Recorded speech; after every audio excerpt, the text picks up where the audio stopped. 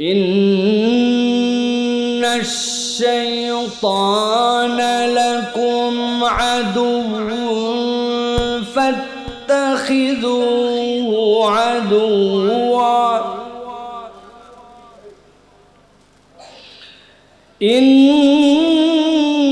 إنما يدعو حزبه ليكونوا من أصحاب السعير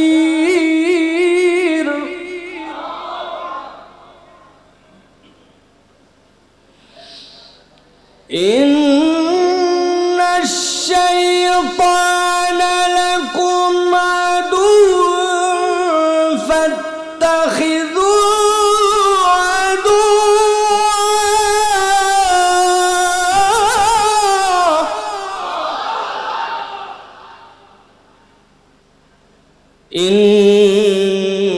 إنما يدعو حزبه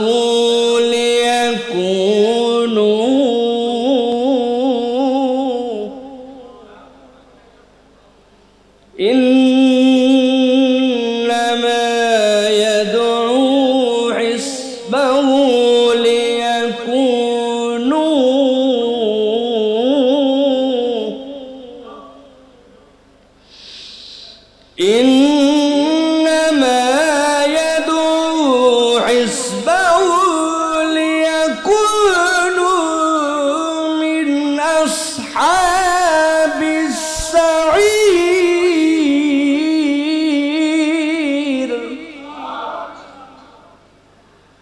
ليكونوا من أصحاب السعير. وقال الله سبحانه وتعالى آمرا ومخبرا إن الله وملائكته يصلون على النبي يا أيها الذين آمنوا صلوا عليه وسلموا تسليما. اللهم صل على محمد وعلى آل محمد كما صليت على إبراهيم وعلى آل إبراهيم إنك حميد مجيد. اللهم بارك على محمد وعلى آل محمد كما باركت على إبراهيم وعلى آل إبراهيم إنك حميد مجيد. الحمد لله দয়াময় আল্লাহ রাব্বুল আলামিনের কাছে কৃতজ্ঞ হচ্ছি। আজকে বাংলাদেশের ঐতিহ্যবাহী জেলা এবং বিভাগীয় শহর রাজশাহীর এই হেতেমখা গোরস্থান মসজিদ ও মাদ্রাসা রওজাতুস সালেহীন হাফেজিয়া মাদ্রাসার প্রাক্তন ছাত্রদের উদ্যোগে আজকের এই পুনর্মিলনী এবং আজকের এই মাহফিলের আল্লাহ রাব্বুল আলামিন একসাথে এতগুলো কালামুল্লাহ শরীফের হেফাজতকারী হাফেজে কোরআনকে একত্রিত হয়ে আজকের এই মোবারক মজলিসে আমাদেরকে শরীক হওয়ার তৌফিক দান করলেন। এজন্য আল্লাহর কাছে আমরা কৃতজ্ঞ হচ্ছি। সকলে পড়ছি আলহামদুলিল্লাহ। দরুদ এবং সালাম আপনার আমার প্রিয় রাসূল জনাবে মুহাম্মদুর রাসূলুল্লাহ সাল্লাল্লাহু আলাইহি ওয়াসাল্লামের প্রতি। রওজাতুস সালেহীন এই মাদ্রাসা একটি ইতিহাস, এই মাদ্রাসা একটি ঐতিহ্য। এই মাদ্রাসা রাজশাহীতে যতগুলো প্রতিষ্ঠান আছে, দ্বীনের যেই বাত্তিটা দেশ থেকে বিশ্বময় ছড়িয়ে দিয়েছে, সবচেয়ে স্ট্রাগল করে যে প্রতিষ্ঠান আজকের জায়গায় এসেছে তার মাঝে অন্যতম একটি প্রতিষ্ঠান হচ্ছে রওজাতুস সালেহীন। প্রিয় ভাইয়েরা, আজকে মোবারক মজলিসে আমাদের মাঝে যার ঐকান্তিক প্রচেষ্টায় এই প্রতিষ্ঠানটিকে আল্লাহ রাব্বুল আমিন এই পর্যন্ত এনেছেন, সুযোগ্য সম্মানিত প্রতিষ্ঠাতা এবং পরিচালক হাফেজ কারি মাওলানা ইকবাল হোসেন হাবিবি দামাত বারাকাতুহুল আলিয়া, তার প্রতি আমরা কৃতজ্ঞতা জানাই যে আল্লাহ এই মেহনতু মানুষটাকে দীর্ঘ হায়াত দান করেন, যাতে করে তার এই খেদমতটুকু সামনে অব্যাহত থাকে। সকলে বলে আল্লাহুম্মা আমিন। একজন মায়ের গুণময়ী মা হওয়ার জন্য অথবা রত্ন গর্ভা মা হওয়ার জন্য যেই মাটি আল্লাহ রাব্বুল আলামিনের কাছে কৃতজ্ঞ হতে পারেন, এরকম এক পরিবারের সন্তান হচ্ছে তারা। তারই আরেক ভাই, আমার বন্ধুবর, ভালোবাসার মানুষ, মসজিদুত তাকওয়া সোসাইটি ঢাকার। আমরা মনে করি বাংলাদেশে যে ঢাকাতে মসজিদ তো অনেকই আছে, কিন্তু যে তাকওয়া মসজিদে গিয়েছে অথবা এই কমিউনিটি দেখেছে কেবল সেই জানবে যে ঢাকাতে তাকওয়া মসজিদ মানে কি। তাকওয়া মসজিদ কোনো প্রতিষ্ঠানের নাম নয়, মসজিদের নাম নয়। তাকওয়া মসজিদ হচ্ছে বর্তমান ঢাকাতে একটা আদর্শ মসজিদের মানদণ্ড, আলহামদুলিল্লাহ। তো সেই মসজিদের সুযোগ্য আমাদের এখানে ইমাম আছে শেখ আব্দুল হাফিজ মারুফ, আমাদের প্রিয় বন্ধু বান্ধব যারা, এছাড়াও আমাদের বিভিন্ন পর্যায়ের ওলামায়ে কেরাম, ফুজালায়ে কেরাম আছেন। সামনে উপবিষ্ট আছেন আমার প্রিয় দিনদার, ইমানদার, অত্র এলাকার রাজশাহীর বিশিষ্ট ব্যক্তিবর্গ। সাথে সাথে যাদেরকে দেখে আপ্লুত হয়েছি, এই যে 20 বছর ধরে এই মাদ্রাসা যেই ফুলগুলোকে ফুটিয়েছে, এক একটা চেহারার দিকে তাকালে কলিজাটা এত বড় হয়ে যায়। আমি আমার জীবনে কোনো প্রতিষ্ঠানে 20 বছরের সব হাফেজের সামনে নিয়ে কথা বলছি, এই সুযোগ আমার এই জীবনে প্রথম, আলহামদুলিল্লাহ। অনেক জায়গায় আল্লাহ নিয়ে গেছেন, কিন্তু এই যে একটা সৌন্দর্য, এটা দেখলে কলিজাটার মধ্যে অন্যরকম একটা আনন্দ হয়। সুতরাং এই জায়গাতে আমি আসতে পেরে নিজেকে আমি সম্মানিত বোধ করছি, আলহামদুলিল্লাহ। প্রিয় ভাইয়েরা, আপনারা ধৈর্য ধরে অনেকক্ষণ বসে আছেন, দেখতে দেখতে ক্রেস্ট বিতরণ, আনুষ্ঠানিকতা এগুলো করতে করতে রাত গড়িয়ে অনেক দূর গেছে।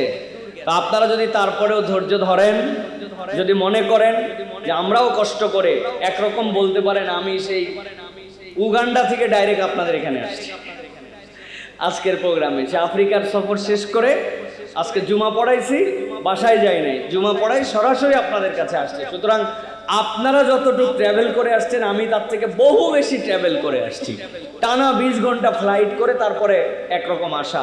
সেই হিসাবে আমি আপনাদের কাছে কিছু কথা বলতে চাই। আজকের প্রোগ্রামকে টার্গেট করে কিছু কথা সংক্ষিপ্ত আমি একটু রেডি করেছি, সেটুকু আপনাদের কাছে বলতে চাই। যদি আপনারা মনে করেন যে ইনশাআল্লাহ আপনারা শুনতে চান, তাহলে আমরা বলতে চাই ইনশাআল্লাহ। আপনারা আছেন তো ভাই ইনশাআল্লাহ? তবে আমার বেশি দরকার ওই সকল ওলামায়ে কেরাম, হুফাজদেরকে, যারা আজকে আমাদের এখান থেকে ক্রেস্ট নিলেন। এটা আপনাদের প্রোগ্রাম ভাই, কেউ থাকলেও ভালো, না থাকলে আরো ভালো। কিন্তু আমার যাদের অডিয়েন্স টার্গেট, এই মানুষগুলো, আপনারা যদি ছোট্ট ব্রেকের জন্য যেয়ে থাকেন, ব্রেক সেরে আপনারা সকলে এখানে আসেন। আপনাদের সাথে আমার কিছু কথা আছে প্রিয় ভাইয়েরা, এই কথাগুলি আপনাদের সাথে শেয়ার করব জন্য আমি মনে করেছি যে আজকে আপনাদের সাথে কিছু কথা আমাদের হওয়া দরকার। আমি আজকে আপনাদের সামনে মূলত একটা বিষয় নিয়ে কথা বলতে চাই, যেটি আমি খেয়াল করে দেখেছি যে আমাদের জন্য খুবই গুরুত্বপূর্ণ। সেটা হচ্ছে যে এই দুনিয়াতে মানুষের আল্লাহ রাব্বুল আলামিন কর্তৃক ঘোষিত একটা শত্রু আছে। আমি আপনাদের কাছে তার নাম জানতে চাই। আপনারা যদি তাকে চিনে থাকেন, তাহলে আমাদের কমন শত্রু, সবচেয়ে বড় শত্রু যে, তার নামটা বলতে হবে। তার নাম কি? শয়তান। কি তার নাম? ভালো করে বুঝেন, আমি যা জিজ্ঞাসা করব উত্তর দিতে হবে, আপনারা ভালো করে খেয়াল করবেন। সাইফুল্লাহ ভাই যখন জোরে কিছু বলাচ্ছে, বারবার চেষ্টা করে কোনো কথা বের করার চেষ্টা করতেছে, বুঝবেন এটা ফাও ফাও না, এর পিছনে কোনো কারণ আছে। তাহলে আমাদের সবচেয়ে বড় শত্রুর নাম কি? আল্লাহ রাব্বুল আলামিন কোরআনুল কারীমের মধ্যে বলছেন, ইন্নাশ শাইতানা লাকুম আদুউম মুবিন। জেনে রাখো, শয়তান হচ্ছে তোমাদের জন্য প্রকাশ্য শত্রু। যদি আমার কথা আপনার কানে যেয়ে থাকে আর এনার্জি যদি ঠিক থাকে, তাহলে আমি জিজ্ঞাসা করতে চাই, শয়তান আমাদের গোপন শত্রু না প্রকাশ্য শত্রু? ওয়ান মোর টাইম আপনাদেরকে বলতে হবে, শয়তান আমাদের কেমন শত্রু? লাস্ট যারা যারা মিস করে গেছেন আরেকটা সুযোগ দিলাম, কেমন শত্রু? এই যে জোরে বলছেন, ফাইসে গেছে দেখেন। আমি আব্দুল্লাহ সাইফুল্লাহ আপনার সামনে বসে আছি, আমি গোপন না প্রকাশ্য? এই যে সামনে একটা কালো রঙের ছাতা দেখতে পাচ্ছেন, তাই তো না ভাই? সাদা না, আচ্ছা সরি। তাহলে এই সাদা ছাতা এটা গোপন না প্রকাশ্য? মারুফ ভাই গোপন না প্রকাশ্য? শয়তান আমাদের গোপন শত্রু না প্রকাশ্য? কারা কারা দেখছেন শয়তান, এখন সেইগুলো লোকের খবর নিব। আপনি বলছেন শয়তান প্রকাশ্য শত্রু, ছাতাও প্রকাশ্য, আমিও প্রকাশ্য, মারুফ ভাইও প্রকাশ্য, শয়তানও প্রকাশ্য। আপনি শয়তানের তাহলে দেখতে হবে, না দেখলে আপনি বলছেন হুদা মিসা প্রকাশ্য হবে না। কারা কারা শয়তান দেখছেন এবার আমরা হাত তোলায় তোলায় দেখতে কেমন শুনবো আপনাদের কাছে, কারণ কোন 2 নম্বরই চলবে না। অনেকেই টেনশন করতেছে, হায় হায় আল্লাহ কোরআনে বলছেন আদু মুবিন, কিন্তু এটা কেমনে প্রকাশ্য এটা তো বুঝলাম না। আমি একটা গল্প বলি, দেখেন আপনাদের সাথে মূল আলোচনায় ঢোকার আগে তাহলে আপনাদের কনসেপ্টটা ক্লিয়ার হয় কিনা। রাজশাহী এবং উত্তরবঙ্গে এই অঞ্চলে পুকুরের মধ্যে মাছ ধরে। পুকুরে মাছ ধরার অনেক প্রক্রিয়া আছে, বড়শি দিয়ে ধরে, জাল খাওয়ায় ধরে, টানা জাল দিয়ে ধরে, কিন্তু শেষ একটা প্রক্রিয়া আছে, পুকুরের সব পানি সেইচে ফেলে একদম পানি পরিষ্কার করে যা মাছ আছে সব ধরে। ধরে কিনা ভাই? এক পুকুরওয়ালা সিদ্ধান্ত নিয়েছে এইবার যা আছে কপালে পুকুর কাটাবো একটু, এই জন্য পুকুরের সব পানি সেইচা এবার মাছ ধরবো। সব পানি ছেঁচা শেষ, পানি আর একটুকু নাই, সব মাছ ধরা শেষ, পানিও নাই, মাছও দেখা যায় না, কিন্তু 1.5 হাতের মতো কাদা আছে। বুঝে থাকলে উত্তর দিবেন, না বুঝলে উত্তর দিবেন না। পানি শেষ, মাছ দেখা ধরা শেষ, পুকুরের মধ্যে আর কিচ্ছু নাই, 1.5 হাত কাদা আছে। বুঝে থাকলে বলেন তো পুকুরে এখনো মাছ আছে না নাই? আছে না নাই? কি মাছ আছে? বাইম আছে, গুছি আছে, কানস আছে, চ্যাং আছে, শোল আছে, কি ভাই মাগুর আছে, আছে কিনা? পুকুরালা খুব দরদি, আল্লাহ দিলে বহুত মাছ পাইছি। এখন বলছে যে যাও সব ছেড়ে দিলাম, তোমরা এখন এলাকার লোকজন ধরে খাও। আমাদের এলাকায় এটাকে বলে হাস্তানি, আপনারা কি বলেন ভাই? হাস্তায় ধরে নাকি ভাই? এখন পুকুরের মধ্যে সবাই নামছে, কোমরের মধ্যে একটা করে ব্যাগ ট্যাগ কিছু নিয়ে হাস্তায় মাছ ধরে। এই 7-8 বন্ধু মিলে ধরছে, কেউ ছোট্ট একটু ঘুষি তোলে, কেউ কানস তোলে, আরে আনন্দ করে মাছ ধরে। ধরছেন নি ভাই জীবনে আপনারা? এই মাছ ধরতেছে 6-7 বন্ধু মিলে, সবগুলাই মাছ পায়, একটা বন্ধু কোনো মাছ পায় না। ও হাস্তায় মাছ পায় না, বাকিরা খালি যাই তুলে তাই ওরে দেখায় দেখায় রাখে। অনেকক্ষণ হাসতানোর পরে যেই বন্ধু এতক্ষণ মাছ পায় না, ও নিচে হাত দিছে, হাত দিয়া এইরকম করে যখন ধরছে তখন ধরেই বলছে আল্লাহ তুই এতক্ষণ না দিয়ে ভালো করছিস। আর যেইগুলো ওরে এতক্ষণ চেতাইছে এই টুকটুক ধরে ধরে, চিন্তা করছে এতক্ষণ আমারে বহুত গরম টরম মারছো, এখন নিজের মাছ উঠানোর আগে নিচে ধরে বলছে টাকা কি তুলি দেখ। লোকজন চিন্তা করছে হায় হায় এতক্ষণ ওরে নিয়ে টিটকারি করছি, নিশ্চয় যেই রকম কিছু একটা পাইছে, হাত যেরকম করে ধরে আছে তাতে এতক্ষণ আমাদের 10টার সমান ওর একটা। এখন লোকজন হাতের কাদা মুছতেছে আর অর্ধেক তাকায় আছে। ও আল্লাহর নাম নিয়ে সবার সাথে পিক আপ 100 করে নিচ থেকে উঠতে চায় না, অনেকক্ষণ ধরে টাইনে ঘ্যাস করে মুখের সামনে তুলে। কি তুলছে ভাই? কথা বলেন। কি সাপ? ধরা সাপ। যেই সাপ কামড়ালেও বিষ লাগে না, আবার যদি বিষ লাগে গরুর গোবর দিয়ে দিলে বিষ ছেড়ে দেয়। এইরকম একটা নিরীহ গাধা সাপ, ধরা সাপ। কিন্তু সাপটা যখন ধরে মুখের সামনে তুলছে তখন তার ভিতরেও একটা আতঙ্ক হয়েছে। হয়েছে কিনা? ভালো করে বোঝেন প্রিয় ভাইরা। ইন্নাশ শাইতানা লাকুম আদুউম মুবিন। আল্লাহ এই প্রকাশ্য শয়তান তোমাদের জন্য শত্রু বলার উদ্দেশ্য, শয়তানকে ফিজিক্যালি দেখতে পাও না, কিন্তু শয়তানের ছোট ধাপ বড় ধাপ, শয়তানের ছোট কাজ বড় কাজ, শয়তানের অঙ্কিত কাজ, শয়তানের ফুট স্টেপ, সেটা যেমনই হোক ইমানদার মাত্র জেনে রাখো ওই শয়তানের প্রত্যেকটা শয়তানই হচ্ছে তোমার জীবনের জন্য আল্লাহ রাব্বুল আলামিনের ঘোষিত শত্রুতা তোমার সাথে। অতএব ইমানদার যেরকম 20 ইঞ্চ সাপকেও ভয় করবে, শয়তানি যদি কাজ বোঝে, শয়তানের রাস্তা বোঝে, শয়তানের এটা পদাঙ্ক বোঝে, সে তার আশপাশে যাবে না, এখান থেকে সে আতঙ্ক নিয়ে বেরোতে থাকবে। আল্লাহ এই জন্য বলছেন ইন্নাশ শাইতানা লাকুম আদুউম মুবিন, শয়তান হচ্ছে তোমার প্রকাশ্য শত্রু। আল্লাহু আকবার। প্রিয় ভাইয়েরা, এখন শয়তান আমাদের প্রকাশ্য শত্রু, শয়তান আমাদেরকে জাহান্নামে নিতে চায়। আর আল্লাহ রাব্বুল আমিন আমাদেরকে জান্নাতে নিতে চান। আজকে মূলত আপনাদের কাছে আমার আলোচনার বিষয়বস্তু হচ্ছে, শয়তান আপনার সাথে শয়তানি করে, আমার সাথে শয়তানি করে, কিন্তু শয়তান যে জাহান্নামে আমাদেরকে নিতে চায়, সকল মানুষকে একভাবে শয়তান জাহান্নামে নিবে না। শয়তানের জাহান্নামে নেওয়ার ধাপ হচ্ছে 6টা। কয়টা? একটা মুখ বন্ধ থাকলে হবে না। কয়টা? এই যে এই হাতটা এরকম করেন, ডান হাতটা এরকম নিচে নিচে, উপরে না। ডান হাতটা এরকম করেন আর বাম হাতটা এরকম করেন, রেডি করে রাখেন নিচে। আমি জিজ্ঞাসা করব, শয়তানের মানুষকে জাহান্নামে নেওয়ার ধাপ কয়টা বলা মাত্র একসাথে 2 হাত তুলে দেখাতে হবে 6টা। ডান হাতের 5 নখ, বাম হাতের 1 নখ। তাহলে শয়তানের জাহান্নামে নেওয়ার ধাপ কয়টা? সব হাত ওঠে নাই, আরেকটা চান্স দিলাম, হাত নামান। শয়তানের জাহান্নামে নেওয়ার ধাপ কয়টা?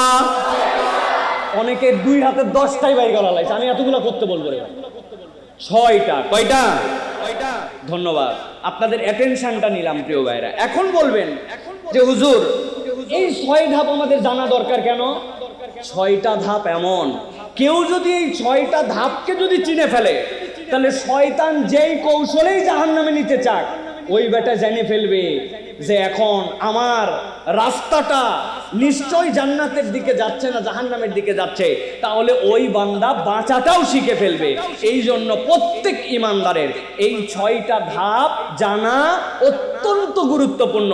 এই 6 ধাপ জানলে ওই বান্দাকে শয়তান আর ধোঁকা দিয়ে জাহান্নামে ইনশাআল্লাহ নিতে পারবে না। বলেন আল্লাহুম্মা আমিন। আজকে আপনাদের, আমি যে পদ্মা গার্ডেনে ছিলাম, এখান থেকে আপনাদের মাদ্রাসায় আসতে লাগে 2 মিনিট, কিন্তু এই রাস্তা বন্ধ, আরেকটা কাজ হচ্ছে, আরেকটা রাস্তা কাইটে রাখছে। আমাকে যে নিয়ে আসছে মাহাদি, সে আবার রাজশাহী শহরের কিং, সব রাস্তাঘাটে ঘোরে।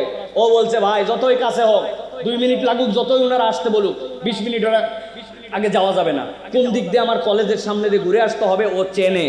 তার মানে রাস্তা যদি জানা থাকে, আমার চলার গতি ঠিক হয়। এই জন্য প্রত্যেক ইমানদারের, বিশেষ করে হাফেজে কোরআন, আলেম ওলামা, যারা আমরা দ্বীনের বুঝ নিছি, আমাদের পিছে শয়তান যেমনে লাগে, সাধারণ লোকের পিছনে শয়তানের এত মেহনত নাই। এই জন্য আমাদেরকে এই জিনিসটা জানতে হবে প্রিয় ভাইরা। আপনাদের আশা করছি যে এইটা আমাদের দ্বীন জানার ক্ষেত্রে উপকারী হবে।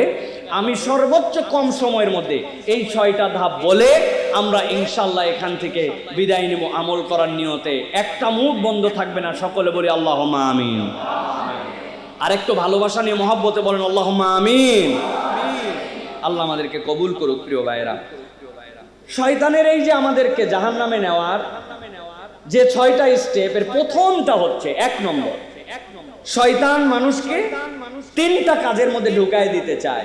1 নম্বর কুফর, 2 নম্বর শিরক, 3 নম্বরে ওই বান্দাটাকে বিদআতের দিকে নিতে চায়। কোনো বান্দাকে যদি কুফর করাতে পারে, কোনো বান্দাকে যদি শিরিক করাতে পারে, কোনো বান্দাকে যদি বিদআতে ঢুকাতে পারে, শয়তান লালে লাল, ওর বাকি আর কোনো প্রজেক্ট নাই। যেই ব্যক্তি কুফরি করছে, যেই ব্যক্তি শিরিক করছে, ওই ব্যক্তি অটোমেটিক জাহান্নামী। ওই ব্যক্তিকে নিয়ে শয়তানের আর কোনো চিন্তা নাই। শয়তান এটা কিভাবে করে? আল্লাহ রাব্বুল আমিন বলছেন, দুনিয়ার মানুষ ভালো করে জানো, ইন্নাশ শাইতানা লাকুম আদুন ফাত্তাখিযুহু আদুয়া। আমি রব্বুল আমিন শয়তানকে তোমাদের ব্যাপারে বললাম তোমাদের শত্রু। অতএব তুমি পণ্ডিতি করে শয়তানের যেই তরিকায় তোমার সামনে আসুক না কেন, এটাকে তুমি কখনো হালকা ভাববা না। ফাত্তাখিযুহু আদুয়া, আমি আল্লাহ বললাম তুমি এইটাকে তোমার শত্রু জ্ঞান করে সব সময় চলাফেরা করবা। আল্লাহ রাব্বুল আমিন এরপরে জানাচ্ছেন, দুনিয়ায় অনেক ইজম আসবে, অনেক তরিকা আসবে, তোমার সামনে এমন এমন পথ উন্মুক্ত হয়ে যাবে, দেখলে মনে হবে এটা তোমার জন্য সোনালী তরণ। কিন্তু আল্লাহ রাব্বুল আমিন বলছেন, ইন্নামা ইয়াদউ হিজবাহু লিয়াকুনু মিন আসহাবিস সাঈর।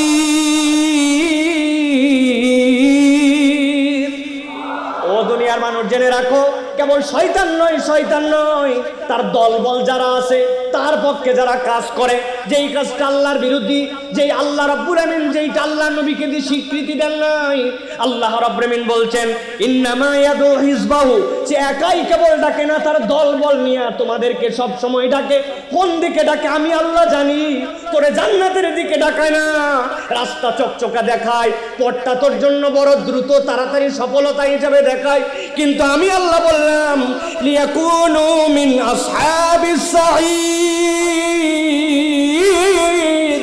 আমি আল্লাহ বলছি তার ডাকটাই হচ্ছে জাহান্নামের দিকে। অতএব তোমার সামনে যদি শয়তানের এই তিনটা দিক উন্মুক্ত হয়, খবরদার খবরদার, বুদ্ধি থাকতে বিবেক থাকতে বান্দা যেন শিরকের কাছে যাবি না, বান্দা যেন কুফরির কাছে যাবি না, বান্দা যেন বিদআতের কাছে যাবি না। এই তিনটা ঘাঁটি এমন শয়তানের, একবার যের মধ্যে পড়েছে জাহান্নাম ছাড়া তার কোনো গতি নাই। প্রিয় ভাইয়েরা, এই এক নম্বর শিরক। এখন আমরা বলতে পারি আলহামদুলিল্লাহ আমরা শিরিক করি না, কিন্তু আমাদের এমন কতগুলা কথা হয় যেই কথাই যে আমি শিরিক করে বসে আছি, এই জ্ঞানটুকুই আমার নাই। রাজশাহীর লোক মাঝে মাঝে ধান নেড়ে দেয়, ওই দিনেই আবার বৃষ্টি আসে, রাগ করে বলে আল্লাহ তো আর দিন পাইনি, আমি যেদিন শুকাইতে দেই ওই দিনই আল্লাহর বৃষ্টি দেওয়া লাগে। আসেনি ভাই? যেই বাচ্চার অসুখ বেশি দেখবেন ওর মা বলে আল্লাহ দেশের লোক খুঁজে পায় নাই, যত অসুখ আমার বাচ্চা, আল্লাহ ঘরই একটা পাইছে। আছে না মামুর বেটা? বলে কিন্তু এইগুলা প্রিয় ভাইয়েরা, অথচ জানেই না যে আল্লাহ রাব্বুল আলামিনের সাথে কথা বলার দ্বারা সে নিজেকে আল্লাহর গণ্ডির থেকে বাইরে নিয়ে চলে যাচ্ছে। শিরকের মানেই বোঝে না, বিপদে পড়ে গেছে। শাহ মাকদুম রহমতুল্লাহি আলাইহির কবরের মধ্যে 21 কেজি ফিন্নি নিয়ে মান্নত দিতে গেছে, এরকম লোক রাজশাহীতে নাই, তাই না ভাই? আছে ভাই? জিজ্ঞাসা করেছে কেন যাইছেন, উনি কি আপনার বাচ্চার অসুখ টসুখ সব সারিয়ে দেবে নাকি? বলছে বললে হবে নাকি, উনি কি ডাক্তার নাকি যে অসুখ সারাবে? তো যাইছেন কেন? বলছে উনি বড় আল্লাহর ওলি, তো উনার কাছে যদি আমি মান্নত দেই তাহলে আল্লাহ খুশি হয়, উনি খুশি হয়, উনি খুশি হলে আল্লাহ খুশি হয়, আল্লাহই সারায়, কিন্তু একটু বাবা মাকদুমের মাধ্যম দিয়ে সারায়। নাউজুবিল্লাহ বলেন। এরকম ইমানদার আছে ভাই আমাদের মধ্যে? হ্যাঁ, এই ইমান আর আবু জেহেলের ইমানের মধ্যে কোনো পার্থক্য নেই। বলে হুজুর কেমন কথা? আবু জেহেলের কাছে নবী করিম সাল্লাল্লাহু আলাইহি সাল্লামকে দিয়ে আল্লাহ বলেছেন জিজ্ঞাসা করেন, হে নবী আপনি তাকে যে জিজ্ঞাসা করেন মাইয়ারযুকুকুম মিনাস সামাই ওয়াল আরদ, আসমান জমিন থেকে তোমাকে রিজিক দেয় কে? আবু জেহেল লাফ দিয়ে উঠে বলছে কি মনে করছে উল্টাপাল্টা কথা বলবো নাকি? সায়াকুলুন আল্লাহ, অবশ্যই অবশ্যই আসমান জমিন থেকে রিজিক দেয় আল্লাহ। এই কথা বলছিল কে? কথা বলেন না, এই কথা বলছে কে? আবু জেহেল। আল্লাহ বলছেন আরেকবার জিজ্ঞাসা করেন আম্মা ইয়ামলিকুস সামআ ওয়াল আবসার, এই আবু জেহেল তোমার চোখ দিছে কে, তোমার কান দিয়ে শুনাই কে? মনে করছেন আল্লাহ এমনি এমনি তাকে জিজ্ঞাসা করছে? এত অঙ্গ প্রত্যঙ্গ থাকতে চোখের কথা কেন জিজ্ঞাসা করলো আল্লাহ? কানের কথা কেন জিজ্ঞাসা করলো আল্লাহ? কারণ চোখ কেবল চোখ নয়, চোখ আর এই কান হচ্ছে ব্রেনের জন্য আমাদের ইনপুট। এই দুই ডিভাইস দিয়ে আমাদের সব চিন্তা চেতনা সবকিছু হয়। এই চোখের যে মেমোরি, এই ব্রেনের যে শার্পনেস, আল্লাহ জিজ্ঞাসা করছেন বলো আম্মা ইয়ামলিকুস সামআ ওয়াল আবসার, ওরা সাথে সাথে চিৎকার দিয়ে বলছে সায়াকুলুন আল্লাহ। বলো কি, চোখও দিছে আল্লাহ, দেখায়ও আল্লাহ, খাওয়ায়ও আল্লাহ। তো তাইলে তুমি যে লাত উজ্জা মানাত হবলের কাছে যাও, কয় ও এই জন্য আগে বলবে না? আমরা এই জন্য যাই লিউকাররাবুনা ইলাল্লাহি যুলফা। এই লাত উজ্জা হবল মানাতের কিচ্ছু করার নাই।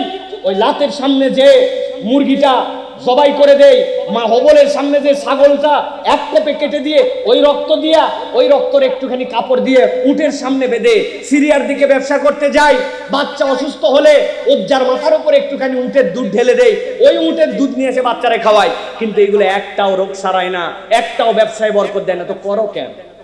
করি এই জন্য এগুলো আল্লাহর প্রিয় পাত্র, আল্লাহর ওলি, ওদেরকে দিলে ওরা খুশি হয়, ওরা খুশি হলে আল্লাহ খুশি হয়, আল্লাহ দেয় লাতুজ জামানাত হবলের মাধ্যম দিয়ে একটু দেয়। আল্লাহ বলছেন ওয়াহুম মুশরিকুন, যতই তারা আল্লাহ খালিক আল্লাহ মালিক বলুক না কেন, এই ঈমান থাকার কারণে তারা মুশরিক, তাদের ঈমান আনা হয় নাই। তাহলে ওর ঈমান যদি এই কারণে যায়, আপনি চলে যান আজমির শরীফ, সন্তান নেওয়ার জন্য, আপনি চলে যান বগদাদ শরীফ আপনার ব্যবসা ভালো করার জন্য, আপনি চলে যান আপনার শাহ মাকদুম শরীফ আপনার ত্বরান্বিত জীবনের বিভিন্ন বালা মুসিবত দূর করার জন্য, তাহলে আপনার ঈমান আর আবু জেহেলের ঈমানে কোনো পার্থক্য নাই, ঠিক কিনা? ঈমান আগে ঠিক করতে হবে। কিসে শিরক হয়, কিসে কুফর হয়? ওলি আল্লাহকে আমরা মহব্বত করি, তারা আল্লাহর ওলি ছিলেন। এই এলাকায় দ্বীনের দাওয়াত নিয়ে তারা আসছেন, তাদের জন্য দোয়া করব, তাদের মতো আমাদের সন্তানরা যেন আল্লাহর ওলি হয়, সেই পথে চলাবো। কিন্তু ওলি আউলিয়ারা আপনার ভালো করতে পারে, মন্দ করতে পারে, কবরওয়ালার কাছে কিছু চাইতে পারেন, এই উদ্দেশ্যে আপনি যাইতে পারেন, এইটা ঈমানের সাথে সাংঘর্ষিক। এই ঈমান যার নাই, শয়তানের তার সাথে আর কোনো কিচ্ছু নাই, পরে খালি কলে বলে কবর পর্যন্ত নিতে পারলে বিনা হিসাবে জাহান্নাম।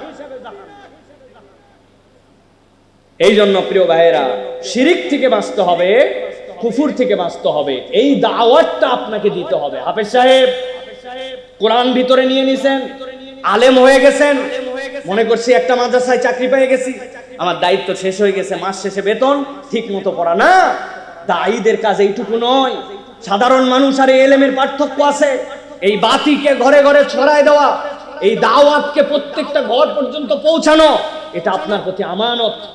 আজকে ইকবাল ভাই চাইলে ফুড অফিসার হইতে পারতেন, আজকে ইকবাল ভাই চাইলে ট্রেনের এতদিন বড় সুপারিনটেন্ডেন্ট পর্যন্ত চলে যেতে পারতেন, আজকের ইকবাল ভাই চাইলে সরকারি কলেজের চাকরিজীবী হয়ে চলে যেতে পারতেন। উনি দাঁতে দাঁত কামড়ায় বাপের সাথে শপথ করে আজকে এই জায়গায় ছিলেন বলে আব্দুল্লাহ সাইফুল্লাহর মতো লোক এসে এই জায়গায় লেকচার দিতে পারতেছে, তাছাড়া এই জায়গাতে আলো জ্বলতো না, ঠিক কিনা?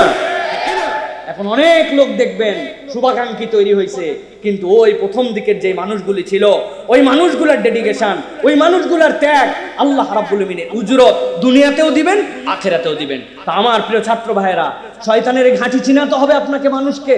কেবলমাত্র এক প্রতিষ্ঠানের মধ্যে ঢুকে গেছি, দাওয়াতের ছোট্ট একটু জায়গায় না, আপনাকে তাওহীদ বুঝতে হবে, বুঝাতে হবে, শিরিক বুঝতে হবে, বুঝাতে হবে, মানুষের কাছে বিদআত বুঝতে হবে, বুঝাতে হবে। বিদআতের কথা বললে আমাদের মন খারাপ হয়ে যায়। এক নম্বর ঘাঁটির মধ্যে আছি, ভালো করে বোঝেন। আমরা অনেক সময় বিদআত কি জিনিস আমরা বুঝি না, আমরা লজিক দেই, যুক্তি দেই। ইসলাম সব জায়গাতে যুক্তি দিয়ে আপনার চলবে না। আমি আপনাদের কাছে দুইটা যুক্তি দিব, যাদের পছন্দ হবে আমার সাথে একমত হবেন, পছন্দ না হলে একমত হবেন না। দেখেন, খেয়াল করেন, আমি আপনাদের কাছে একটা যুক্তি দেই, বিদআতের যুক্তিগুলা কেমন। আমাদের আপনাদের এলাকায় এই মসজিদে তো জুমার নামাজ হয়, হয় না ভাই? ভালো করে বলেন, হয় কি না? এবার জিজ্ঞাসা করব, জানা থাকলে উত্তর দিবেন, না জানলে খবরদার বলবেন না। জুমার নামাজ কয় রাকাত? ভালো করে বলেন। প্রতি রাকাতে কয়টা রুকু? হ্যাঁ, কয়টা সিজদা? তাহলে আমাদের ঢাকার সাথে মিল আছে, আলহামদুলিল্লাহ। এবার আপনাদের সাথে চলেন আমরা একটু যুক্তি তর্কে যাই। নবী করিম সাল্লাল্লাহু আলাইহি ওয়াসাল্লাম এবং তার সাহাবী যারা ছিলেন, আর সাহাবা কুল্লুহুম আদুল, আর নবীরা তো ছিলেন মাসুম, তাদের কোনো গুনাহ খাতাই নেই আমল নামায়, আর সাহাবীরা ছিলেন ন্যায়ের উপরে মানদণ্ডে অধিষ্ঠিত। সাহাবায়ে কেরামদের গুনাহ খাতা যা ছিল রাদিয়াল্লাহু আনহুম ওয়া রাদওয়ান, আল্লাহ মাফ করে দিয়েছে। এখন আমাদের জীবন কি সাহাবীদের মতো না, তার চেয়ে বহুত খারাপ? কথা বলতে হবে, বহুত খারাপ। আমাদের গুনাহ খাতা কম না বেশি? আমাদের চোখের গুনাহ কম না বেশি? আমাদের কবিরা গুনাহ কম না বেশি? সগীরা গুনাহ কম না বেশি? সাহাবায়ে কেরাম জুমার নামাজ কয় রাকাত পড়তেন? আমরা কয় রাকাত পড়ি? উনাদের সওয়াব বেশি না আমাদের সওয়াব বেশি? তাহলে উনাদের সওয়াব বেশি, উনাদেরও 2 রাকাত, আমাদের গুনাহ বেশি, আমাদেরও 2 রাকাত। এটা চলতে পারে না। আগামী জুমার থেকে ইকবাল ভাই ইনশাআল্লাহ এই মসজিদে 4 রাকাত করে জুমার নামাজ পড়াবে। প্রতি রাকাতে আমরা 4টা করে সিজদা দেব। এবং আমাদের অনেকে আছে কেবল সাপ্তাহিক মুসল্লি, তাদের সুবিধার জন্য প্রতি রাকাতে 2 রুকু। আপনারা যারা যারা রাজি আছেন হাত তোলেন। ভাই, আমি তো খারাপ কোনো যুক্তি দেই নাই ভাই। নামাজ পড়া খারাপ? সিজদা দেওয়া, রুকু করা? তো আপনারা কেন 4 রাকাত নামাজ পড়বেন না? আচ্ছা ঠিক আছে, এটা বাদ দিলাম। ভিন্ন বিষয়ে আসি। নবীজির সময় ঈদের নামাজ হতো। ঈদের নামাজের মধ্যে নবী করিম সাল্লাল্লাহু আলাইহি ওয়াসাল্লামের ছোট্ট একটু জায়গা, ওই যে মদিনার থেকে ওই কোনার মধ্যে এক মসজিদে গামামা, ওইখানে যে নবী করিম সাল্লাল্লাহু আলাইহি ওয়াসাল্লাম নামাজ পড়তেন। সব চিনা জানা লোক ছিল, মাইকও ছিল না, এই জন্য ঈদে তখন আজান দেওয়ার নিয়ম ছিল না। ইনশাআল্লাহ আগামী ঈদের থেকে আমরা এই গোরস্থানে এখান থেকেই শুরু করব ঈদের নামাজে আজান দেওয়া। রাজি আছেন তো আপনারা? কি রে ভাই, এলাকার লোকজন বুঝতে পারবে যে ঈদের আজান হচ্ছে, লোকজন চলে আসলো। আচ্ছা আজান না দেয়, একামতটা অন্তত পক্ষে দিয়া আমরা আগামী ঈদের থেকে নামাজ পড়বো, একামতটা মাইকে দিলাম যাতে কোনো লোক নামাজ মিস না করে। ইনশাআল্লাহ রাজি তো আপনারা? না আমি আর ওয়াজ করবো না ভাই, কোনো একটা ভালো বুদ্ধি আপনারা নিবেন না? এত কষ্ট করে ঢাকা থেকে আমি আসছি। আহা, আপনি 4 রাকাত জুমার নামাজ পড়বেন না, ঈদে আজান দিবেন না, একামত দিবেন না, কেন দিবেন না? হুজুর এই সকল ভক্কর চক্কর ছাড়েন, নবী করে নাই, আপনি করতে আইছেন, কথা ঠিক কিনা? এই লোক, যেই লোক এইগুলো একটাতেও রাজি না, এই লোকই এশার নামাজের পর আসসালামু আলাইকুম ওয়া রাহমাতুল্লাহ, আসসালামু আলাইকুম ওয়া রাহমাতুল্লাহ, এরপরে বসে আছে হুজুর কখন মুনাজাত দিবে। আল্লাহ, নবী তার 23 বছরের জিন্দেগিতে না একবার করছে, না কোনো সাহাবী একবার করছে।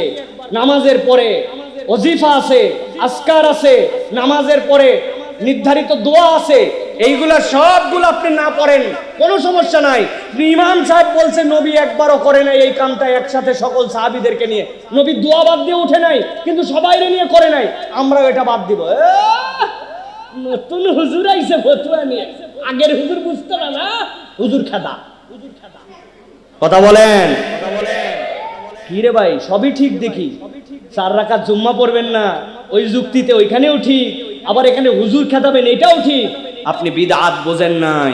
আল্লাহর নবী যা করেন নাই, যা করতে বলেন নাই, দিনের মধ্যে আপনি পণ্ডিতি কাটায় তাই তৈরি করবেন, ওটাই বিদআত, ওটা আপনি করছেন না। ইন্নাশ শাইতানা লাকুম আদুউম মুবিন, শয়তান আপনারে বুঝ দিয়ে গুলায়া গালায়া মুখের সামনে রাখছে, গিললেই তুই জাহান্নামী। ওটা শয়তানের 1 নম্বর ঘাঁটি। কয় নম্বর? ভালো করে বলেন, কয় নম্বর? যে বিদআত করে তার দোষ নাই, কারণ শয়তান তার সামনে ওইটা উপস্থাপন করছে। আমার দায়িত্ব ওই বিদআতটা তাকে জানিয়ে দেওয়া। বাপ মরে গেছে, 40-এর খানা না করলে ঈমান থাকে না তার। রাজশাহীতে আছে নাকি ভাই? জানাজার নামাজ হয়ে গেছে, আবার দোয়া না করলে তার মন ভরে না। হুজুর বড় হুজুর করে গেছে মিয়া, আপনি কোত্থেকে হুজুর আইছেন? জানাজা স্বয়ং দোয়া, নবীজি দাফন করার পর দোয়া দিল, আর উনি দোয়া করলো জানাজার পর আরেকবার, না করলে হুজুর বাতিল। তখন যুক্তি দিবে দোয়া করা কি খারাপ? দোয়াতে তো একটু মানুষের কাছেই কান্নাকাটি করে বলে, হুজুররা সব কি শুরু করছে। আসেনি ভাই? দোষ তো তার না, দোষ তো শয়তান। ইন্নাশ শাইতানা লাকুম আদুউম মুবিন, প্রথম ঘাঁটি। ওরে শিরকে ফেলো, ওরে কুফরের মধ্যে ফেলো, না হয় ওরে বিদআতে ফেলো। আপনি যদি এখান থেকে না বাঁচেন, বিনা হিসাবে জান্নাত। হ্যাঁ, ওই যে 1 নম্বর ঘাঁটির ব্যাপারে সতর্ক। আমার দ্বারা যেন কোনো শিরিক না হয়, কুফর না হয়, বিদআত না হয়। আমল কিছু কম হতে পারে, কিন্তু এই 3টা যেখানে আমি নাই সেখানে, এই 3টা যেখানে, কথা ঠিক থাকবে তো ভাই? নাকি জায়গা মতো যায় আবার যুক্তি দিবেন? ভাই যুক্তির নাম মুক্তি নয়। সব জায়গাতে আপনি যুক্তি দিয়ে আমার সাথে কুলাতে পারবেন না। আমি আপনাকে প্রমাণ করে দিব কোরআন শরীফ বসে পড়া জায়েজ নাই। এই মাদ্রাসায় হুজুর বসে পড়ান না কোরআন শরীফ সবাইরে? জায়েজ নাই। যুক্তি দিব?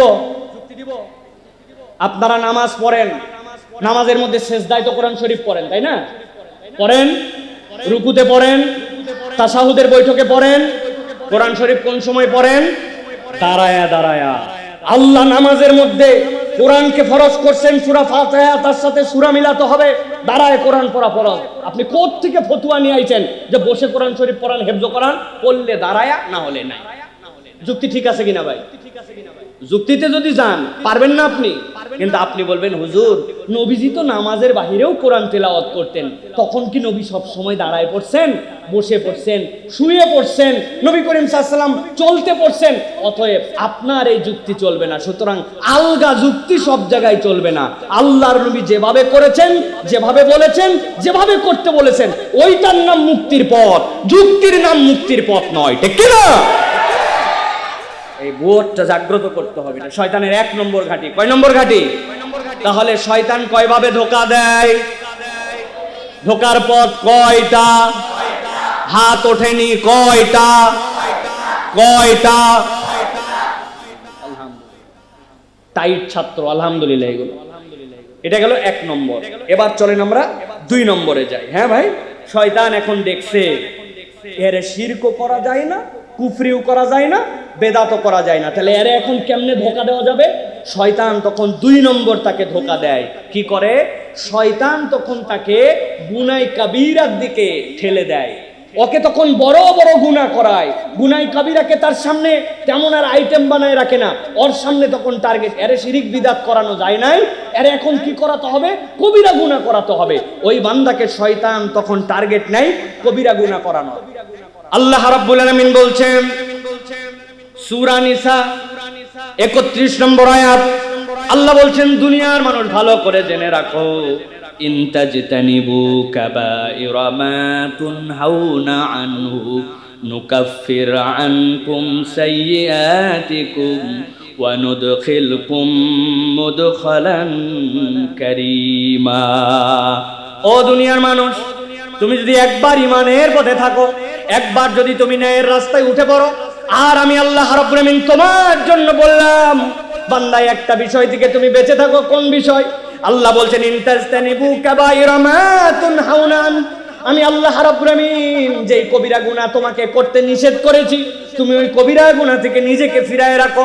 নুকাফির আনকুম সাইয়্যাতিকুম, একবার যদি তুমি এখান থেকে বেঁচে থাকো, আমি আল্লাহ রাব্বুল আলামিন বললাম তোমার বাকি যত গুনাহ আছে সবগুলাকে আমি রব্বুল আমিন ঢেকে দিব, সবগুলাকে আমি রব্বুল আমিন মুছে দিব। সুবহানাল্লাহ।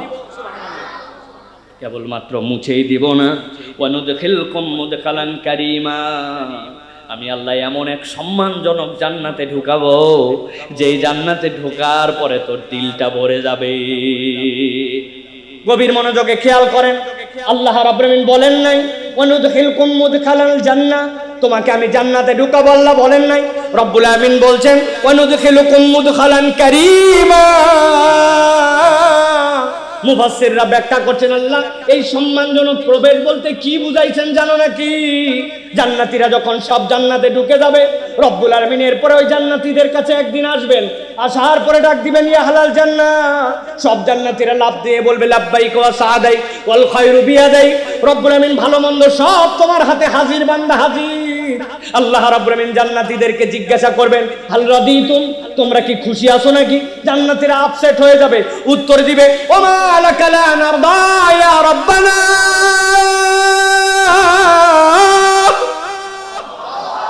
কি বলো আল্লাহ, কেমনে আমরা নারাজি হই? তুমি যা নিয়ামত দিছো খুশি না হয়ে পারি নাকি? সাথে সাথে রব্বুল আমিন ওই বান্দাদেরকে বলবেন হাল আজিদুকুম, আমি কি তোমার নিয়ামতটার একটু বাড়ায় দিব নাকি? বান্দার মাথায় আর কাজ করবে না, এরপরে আবার নিয়ামত কেমনে বাড়ে, কেমনে আবার এই নিয়ামতটা বৃদ্ধি হয়। রব্বুল আলামিন সাথে সাথে বান্দাদের জন্য ঘোষণা দিবেন উহিল্লু আলাইকুম রিদওয়ানি, ও বান্দারা জেনে রাখ চিরদিনের জন্য আমি তোর জন্য খুশি হয়ে গেলাম, আর কখনো তোদের প্রতি রাগ করব না। আমার নবী বলছেন আল্লাহ এই ঘোষণা দেওয়ার সাথে সাথে বান্দা এতক্ষণ রবের কথা শুনছিল, কিন্তু এই ঘোষণা দেওয়ার সাথে সাথে আল্লাহ তার চেহারার সব পর্দা তুলে দিবেন, জান্নাতের ভিতরে ঈমানদাররা তার রবকে দেখে ফেলবে। আমার আল্লাহ রাব্বুল আমিন বলছেন ইনতাজতানিবু কাবাইরা মা তুনহাউনা আনহু নুকাফির আনকুম সাইয়্যাতিকুম ওয়া নুদখিলকুম মুদখালান কারীমা। ও বান্দা, তুই যদি কবিরা গুনাহ থেকে বেঁচে থাকিস, এটা শয়তানের দ্বিতীয় স্টেপ বান্দা। একবার এখান থেকে ফিরতে পারলে আমি রব্বুল আমিন তোর যত অপরাধ সবগুলাকে ঢেকে দিব, আর তোর জন্য জান্নাতে ঢোকাটা আমি রব দায়িত্ব হিসাবে নিয়ে নিব। তাহলে শয়তানের দ্বিতীয় টার্গেট এই বান্দারে দিয়ে কবিরা গুনাহ করা লাগবে। কি কবিরা গুনাহ করাবে? এক এক বান্দাকে এক এক ধরনের কবিরা গুনাহ করাবে, কাউরে বুঝাবে এই যে দুনিয়া, এই দুনিয়ায় একটু মটটব না খালি চলে না, আছে না ভাই? কৌশলে খাওয়াবে। আমি ফ্লাইটে আসতেছি মালয়েশিয়া থেকে, বিমানে সবার শেষে উঠছি ইচ্ছা করে ভাই, বহুত জ্বালা বিমানে উঠলে, লোকজন এই এয়ার হোস্টেস সব বিরক্ত হয়ে যায়, লোকজন সিট মিট ছেড়ে আছে, ছবি ছবি তোলা এই সেই। আমি ইচ্ছা করে শেষে ঢুকছি, ঢোকার পরে ভিতরে আস্তে করে বসছি, অনেকেই খেয়াল করে না। এয়ার হোস্টেস আসার পরে জিজ্ঞাসা করতেছে what you want as a drink, Sprite, Mirinda, Fanta or beer. বাঙালি আছে যেইগুলা ফিরতেছে দেশে বহুদিন কাজ করে, আস্তে করে বলে বিয়ার বিয়ার, ফট করে একটা বিয়ার দেয়, আস্তে করে চপ করে নিয়ে সামনেও রাখে না, নিচে রাখে, করে এরপরে খুললো, খুলে ঢক ঢক করে উনি বিয়ার খায় দেশে চলে আসলো। চিন্তা করলো যে বিমানের ভিতরে 30,000 ফিট উপরে, আল্লাহ এই জায়গায় তো অন্তত দেখে না, তাই না? এই যে মানুষের কাছে এই সকল গুনাহ স্বাভাবিক হয়ে গেছে, অথচ এই বিয়ার খাওয়া, মদ খাওয়া, সুদ খাওয়া, ব্যভিচার করা, অন্যের প্রতি জুলুম করা, এইগুলা যে গুনাহ কবিরা, এইটা তার মাথার মধ্যেই নাই। এই গুনাহ কবিরা, ওই ব্যক্তির তো দোষ নাই, শয়তানের ওই ষড়যন্ত্র সাথে চিনতে পারে নাই, শয়তান তোরে টার্গেটে ফেলছে।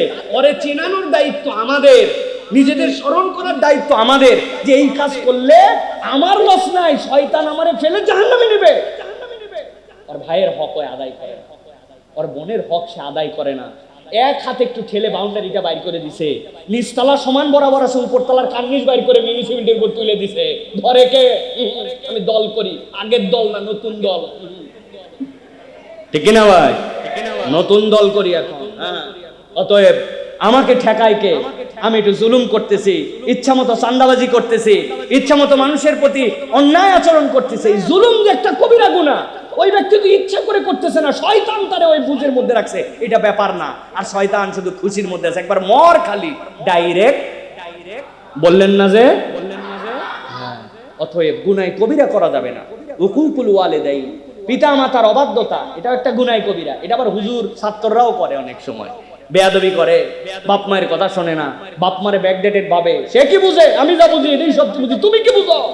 বলছে আব্বা 200 টাকা দাও। কেন? চুল কাটবো। চুল কাটতে 200 টাকা লাগে কেন? কয় তুমি কি মনে করছো আমি পুরাতন কাটিং দিব নাকি, নতুন কাট? ইরে বাবারে বাবা। যাওয়ার পরে দেখি এই দিক দিয়ে আগে বান্ধন দিছে, বান্ধন দিয়ে ধরে রাখছে, এদিকে শ্বাস, ওইদিকে শ্বাস, এরপর এদিকে ফালি ফালি দাগ, মধ্যে দিয়ে আবার খাড়া খাড়া। আমি এর নাম দিছি শিবপাঞ্জি কাটিং। আপনার এলাকায় আছে ভাই? এর থেকেও ডেঞ্জারাস কাট দেখছি আরো। আমাদের এলাকায় এক কুত্তা ছিল, তার নাম আবার ডন। একবার এই কুত্তার ডায়রিয়া হয়েছিল, দেখলাম খালি হাগে। কুকুরের হাগা তো ডেঞ্জারাস, পায়খানা টাইখানা করে লেজ টেস সব মাথায় ফেলছে। নাউজুবিল্লাহ, সেই দৃশ্য মনে করার মতো না। এরপরে পায়খানা ভালো হয়েছে, কিন্তু ওইটা লেজ ধুতে পারে নাই, রোদে লেজ শুকায় গেছে। শুকায়া ওই লেজের চারিদিক দিয়ে লোম 10টা-20টা করে জড়ো হয়ে একদম একটা খচ্চর কাটিং হয়েছে। আমি অনেক মানুষকে দেখছি এরকম মধ্যে দিয়ে এরকম চুল তুলে এরকম খচ্চর কাটিং করছে। আমি নাম দিছি কুত্তার ডায়রিয়া হওয়ার পরে শুকানো লেজ কাটিং। এরকম আপনার এলাকায় আছে ভাই? ওই চুল কেটে বাড়িতে আসতে বাপ মা বলছে এইটা কোনো কাট হলো নাকি? বলছে বেশি কথা বললে বাড়িতে থাকবো না, গেলাম। কিন্তু বাপ মা বলছে বাবা বাড়ির থেকে যাস না, যেমনি চুল কাটিস কাট, থাকটাও থাক। এরকম বেয়াদব, এরকম অভদ্র, পিতামাতার কথা শোনে না, এরকম সন্তান হেতেম খা এলাকায় নাই। ভালো করে বুঝে বলেন, নাই। এটা কি? এটা গুনাহ কবিরা। ওয়া কুল্লাহুমা কওলান কারীমা। আল্লাহ বলছেন তাদের সাথে সুন্দর করে দুনিয়ায় বসবাস করো, যদি তারা কাফের মুশরিক হয় তাও তুমি বেয়াদবি করতে পারবা না। আর আমরা ঘরে ঘরে বেয়াদব তৈরি হয়েছি। এই বেয়াদবিটা আপনি করতেছেন না, এটা তো শয়তানের 2 নম্বর ধোকার জায়গা। ও আপনারে ধোকায় ফেলে জাহান্নামে নিচ্ছে। শিরিক করে না, বিদআত করে না, মাথায় টুপি দিয়ে ঘোরে, কোরআন শরীফ পড়ে, নামাজ পড়তে যায়, কিন্তু বাপ মায়ের কথা শোনে না। এরকম বেয়াদব সন্তান ঘরে ঘরে তৈরি হয়েছে। কথা বলেন, আছে কিনা? খবর নিয়ে যায় দেখেন বাপ মার জ্বালা কদ্দু। আহা, এগুলো গুনাহ কবিরা। জুলুম করা, অন্যায় করা, জুলুমের লেয়ার বর্ণনা করলে আজকে রাত্রে ওয়াজ শেষ হবে না। এমন জুলুম আমরা করি মানুষের সাথে কল্পনা করতে পারবেন। আপনার বাড়ি 3 তালা, ওরে বাবারে, উনি কানটা খোসায়া জালনা দিয়ে মাইরে দেয়, হচ্ছে ওই যে কটন বার, ওইটা উঠতে উঠতে দোতলার ঘরের মধ্যে ঢুকে যায়। উনি চুল কাটে, জালনা দিয়ে ফেলায় দেয়, থুতু থু, পান খায়া পিচকারি মেরে দিছে, আমি উপরে থাকি, তুই নিচে মরগা। আছে কিনা ভাই? আরে কথা বলেন, আছে কিনা? মসজিদ থেকে বের হচ্ছে, মুসল্লি নামাজ পড়তেছে, উপর থেকে জুতা ছাড়ছে, ঠাস ঠাস, জুতা এক একটা পড়তেছে। চিন্তা করছে আমার জুতা আমি ফেলাইছি, তোর কি? কিন্তু পাশের মুসল্লির কষ্ট হয়েছে, অনেকের নামাজ নষ্ট হয়েছে, কোনো ড্যাম কেয়ার। জুলুমের লেয়ারের কোনো শেষ নাই। শয়তান ইমানদারদেরকে যখন শিরিকে, কুফুরে, বিদআতে ফেলতে পারে না, তখন তাকে দিয়ে গুনাহ কবিরা করায়। এরকম অজস্র কবিরা গুনাহ আমাদের হয়, যেটা আমরা হুঁশি করি না। আছে কিনা ভাই? নামাজি আল্লাহর বান্দা, ওনার বাড়িতে একটা নারিকেল গাছ, কাঁঠাল নারিকেল গাছ আছে, চিন্তা করছে ডাবগুলা অনেক বড় হয়েছে, আল্লাহর দয়া এগুলো একটু পারার জন্য উঠি, খ্যাস করে মালকাস মাইরে উঠে গেছে। কারা কারা জীবনে মালকাস মারছেন হাত তোলেন তো ভাই। থাক থাক, হাত তোলা একদম। এই যে ফরজ তরক হয়ে যাচ্ছে আমাদের, হুজুরও মারছে রে ভাই, 2-1 হুজুর কি আসমান থেকে নেমে আসছে নাকি?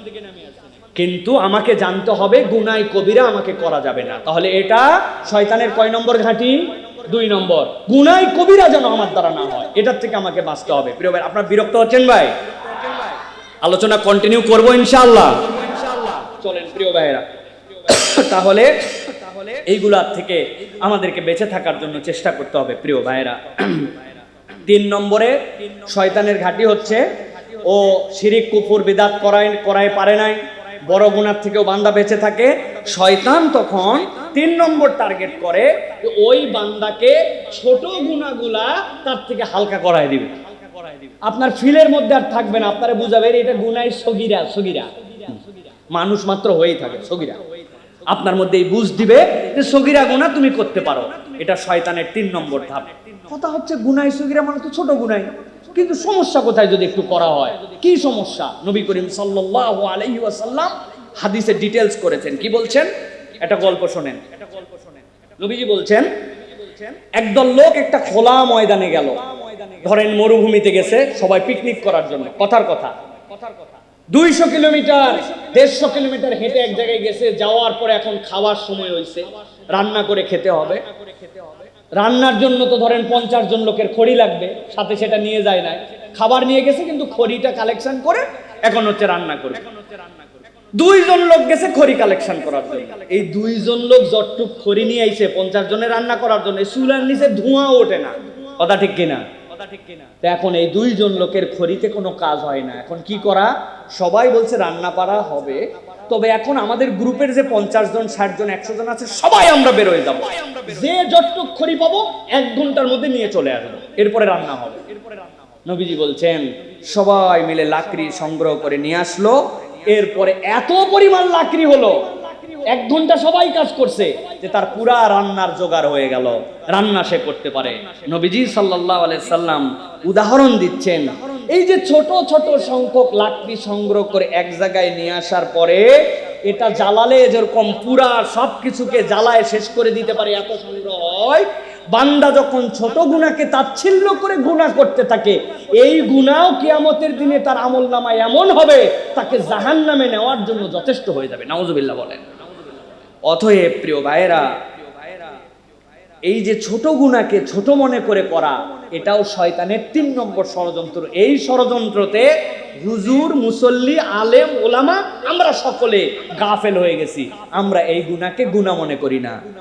আগে এশার নামাজ ছিল 17 রাকাত, সেটা কমতে কমতে হয়েছে 14 রাকাত, কমতে কমতে হয়েছে এখন 7 রাকাত, তাই না ভাই? মসজিদে ঢুকে 2 রাকাত পড়তো, 4 রাকাত এশা পড়তো, এরপর 2 রাকাত সুন্নত পড়তো, 2 রাকাত নফল পড়তো, এরপরে বেতের পড়তো, অনেকে আবার বসে 2 রাকাত নামাজ পড়তো।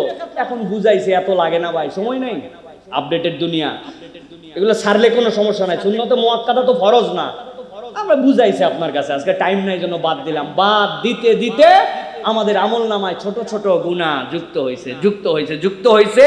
এই ছোট গুনাহকে ছোট ভেবে আমরা এক সময় ধ্বংস হয়ে যাওয়ার জন্য আমাদের এটা যথেষ্ট হয়ে যেতে পারে প্রিয় ভাইরা। এই জন্য ছোট গুনাহকে ছোট ভাবা যাবে না। আমার কথা নয়, আল্লাহ রাব্বুল আলামিন সূরা নূর 24 নম্বর সূরা 15 নম্বর আয়াত আল্লাহ রাব্বুল আলামিন বলছেন, গভীর মনোযোগে দেখেন তো আল্লাহ কি বলেন। আল্লাহ বলছেন, ইসতালাকুনাহু বিআলসিনাতিকুম ওয়া তাকুলুনা বিআফওয়াহিকুম মা লাইসা লাকুম বিহি ইলম। তোমরা যখন একা একা নিজেদের মধ্যে থাকো তখন তোমাদের মুখ দিয়ে এমন কতগুলা কথা বলো, ওয়া তাহসাবুনাহু হাইয়িনা, তোমরা ভাবো এটা হালকা, এটা কোনো ব্যাপার নাই, কথা আমি বলতেই পারি। 2 বন্ধু একজনের সাথে একজন কথা বলার সময় কত গালি দেয়, ইয়ার কি ফাজলামো করে গালি দেয়, হারামজাদা তুই বেশি বুঝিস না, শালার বেটা তুই আবার কি জানিস, মনে করে এগুলা কোনো ব্যাপার না, ছোট ছোট কথা, ছোট ছোট গুনাহ। আল্লাহ তাহসাবুনাহু হাইয়িনা, মনে করে এগুলা হালকা। আল্লাহ রাব্বুল আলামিন বলছেন, ওয়া হুয়া ইনদাল্লাহি আযীম, কিন্তু বান্দা জেনে রাখো তুমি যা ছোট ভাবছো তা ছোট নয়, তোমার এই কথা আল্লাহর কাছে বিশাল বড় হয়ে যেতে পারে। এই জন্য কোন গুনাহকে গুনাহ জেনে ছোট হলেও সেইটা ইমানদার করতে পারে না, শয়তানের ঘাঁটি এইটা। আল্লাহ কোরআনুল কারীমের মধ্যে বলছেন, ওয়াউদিয়াল কিতাব ফাতারাল মুজরিমিনা মুশফিকিনা মিম্মা ফি ওয়া ইয়াকুলুনা ইয়া ওয়াইলাতানা মা লিহাযাল কিতাব।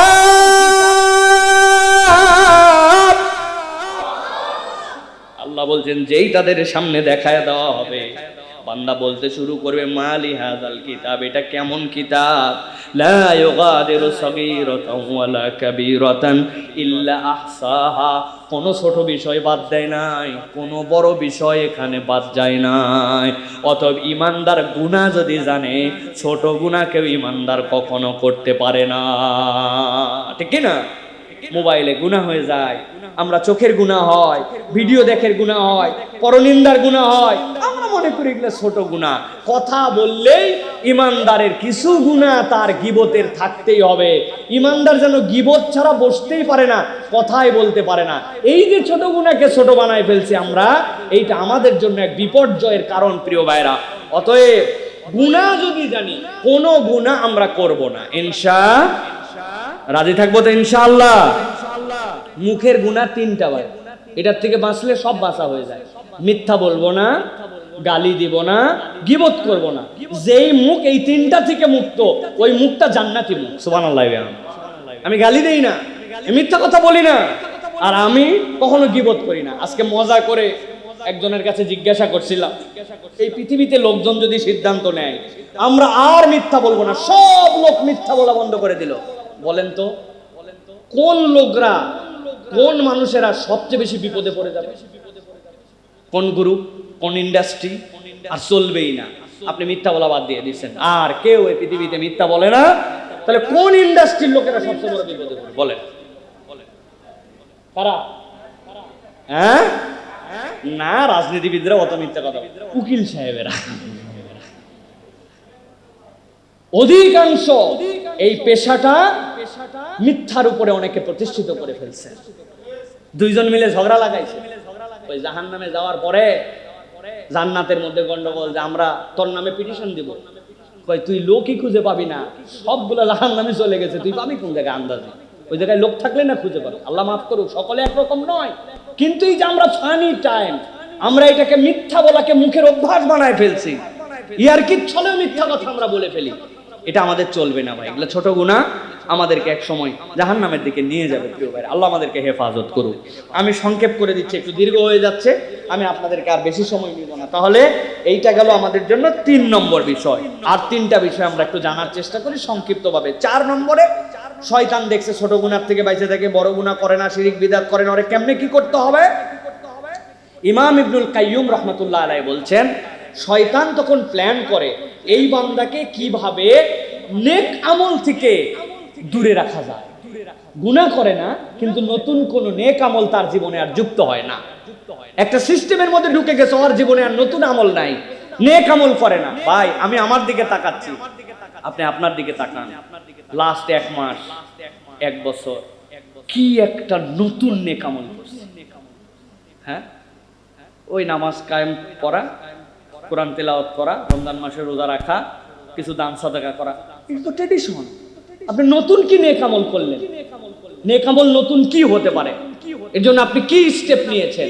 শয়তান আপনাকে এটাতে গাফেল করে দিবে, ওরে দিয়ে আর কোন নতুন নেক আমল করাবে না। আল্লাহ রাব্বুল আলামিন বলছেন, যেই মানুষেরা একবার আল্লাহ রাব্বুল আলামিনের জিকির থেকে গাফেল হয়ে যাবে, নেক আমল করার আগ্রহটা তার থেকে যখন কমে যাবে, আল্লাহ রাব্বুল আলামিন বলছেন, ওয়া মাইয়াশু আন যিকরির রহমান নুকাইয়িদ লাহু শাইতানান ফাহুয়া লাহু করিন। একবার যদি সে আল্লাহর জিকির থেকে, নেক আমল থেকে নিজেকে মুক্ত করে ফেলে, ওই জায়গাটা ফাঁকা থাকে না, আল্লাহ ওই জায়গাতে শয়তানে কারিনকে তার সাথে লাগায় দেন।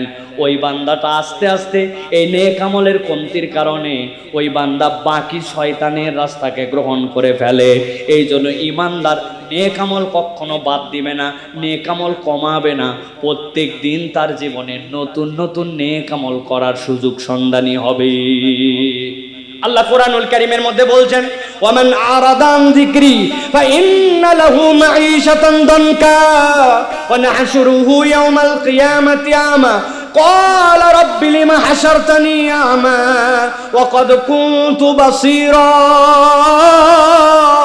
আল্লাহ বলছেন, তুমি যদি আমার কোরআন থেকে দূরে সরে যাও, নেক আমল থেকে, আল্লাহর স্মরণ থেকে, জিকির থেকে, আল্লাহ রাব্বুল আলামিন বলছেন আমি তার জন্য দুনিয়ার জীবনটা লাঞ্ছনার করব, দুনিয়ার জীবনটা অস্থির তার হয়ে যাবে।